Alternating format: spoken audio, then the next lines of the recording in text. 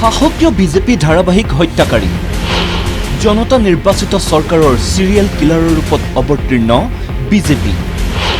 কেন্দ্ৰীয় চৰকাৰক এই ক্ষুধাৰ সমালোচনা দিল্লীৰ উপমুখ্যমন্ত্ৰী মনীষ সিসোদিয়াৰ শুকুৰবাৰে নতুন আবকাৰী নীতিক লৈ উত্তাল হৈ পৰে দিল্লী বিধানসভাৰ এদিনীয়া বিশেষ অধিৱেশন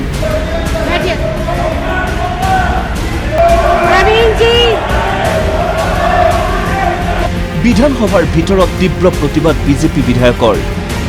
বিধানসভাৰ বাহিৰতো সহস্ৰাধিক বিজেপি কৰ্মীৰ ধৰ্ণা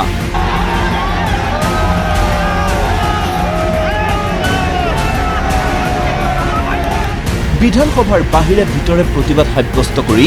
আবকাৰী কেলেংকাৰী সংঘটিত কৰাৰ অভিযোগত মনীষ সিসোদিয়াক গ্ৰেপ্তাৰৰ লগতে মন্ত্ৰীসভাৰ পৰা অপসাৰণৰ দাবী তোলে বিজেপিয়ে ইফালে বিৰোধী বিজেপিক উভতি ধৰে শাসকীয় আপে শাসক বিৰোধীৰ বাকযুদ্ধত উত্তাল হৈ পৰে দিল্লী বিধানসভাৰ মজিয়া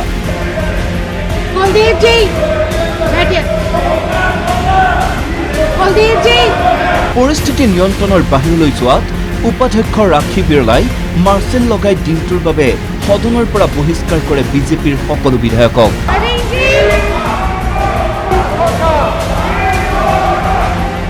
এই বিশেষ অধিৱেশনতে ভাষণ ৰাখি বিজেপিক তোলাধুনা উপমুখ্যমন্ত্ৰী মনীষ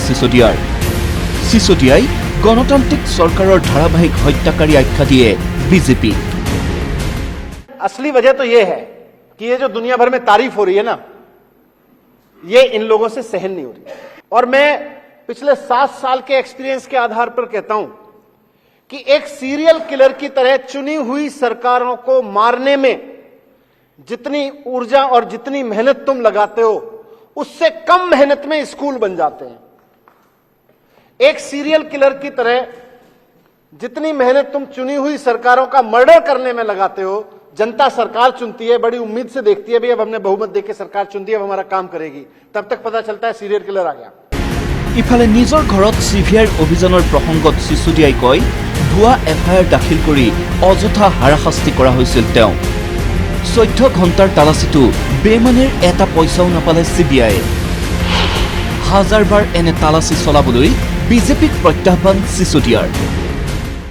पहली बार देखा कि मैंने कोई सूत्रों के हवाले से एफआईआर दर्ज की गई हो किसी मंत्री के किसी आदमी के खिलाफ क्राइम होता है तो क्राइम बताया जाता है भाई आपके ऊपर ये आरोप है आपने ये मर्डर किया कुछ नहीं मिला 14 घंटे तक इन्होंने रेड कराई मेरे घर में लेकिन इनको एक पैसे की बेईमानी का कोई सबूत नहीं मिला मनीष सिसोदिया के यहाँ रेड कर लो एक बार नहीं 100 बार कर लो पहले भी की थी कुछ नहीं निकला और आज भी कह रहा हूं इस सदन में बहुत जिम्मेदारी के साथ 1000 और रेड कर लोगे कुछ नहीं निकलेगा मेरे खिलाफ দিল্লীৰ শিক্ষা ব্যৱস্থাক বিশ্বই প্ৰশংসা কৰাত গা জ্বলাত বিজেপিয়ে এনে কুপন্থা অৱলম্বন কৰা বুলিও সমালোচনা সিসোদিয়াৰ ইফালে সিসোদিয়াৰ তীব্ৰ বাক্যবাণৰ প্ৰত্যুত্তৰ দি দিল্লী বিজেপিৰ কটাক্ষ আন্না হাজাৰেৰ সপোনক হত্যা কৰিলে কেজৰিৱাল চৰকাৰে कल तक लोगों पर आरोप लगाते थे मंत्रियों पर आरोप लगाते थे आज खुद पर आरोप लगा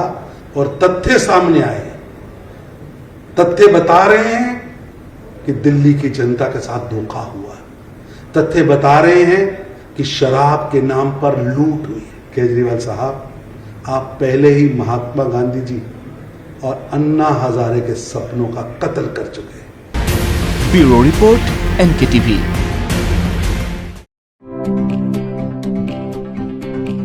Are you planning to pursue your career in civil services? Join the most successful APSC and UPSC coaching institute in Northeast, Bhadra IAS Academy. Admissions are in process for both online and offline mode. It includes study materials, mock test, model question and answer, monthly magazine and interview guidance. Bhadra IAS Academy is well known for its excellent successful results. Last year, all the ACS toppers were from this institute securing first, second and third rank. And this year, 137 students appeared. The interview results are awaited. So hurry up and call us at 8638391721. Bhadra IAS Academy.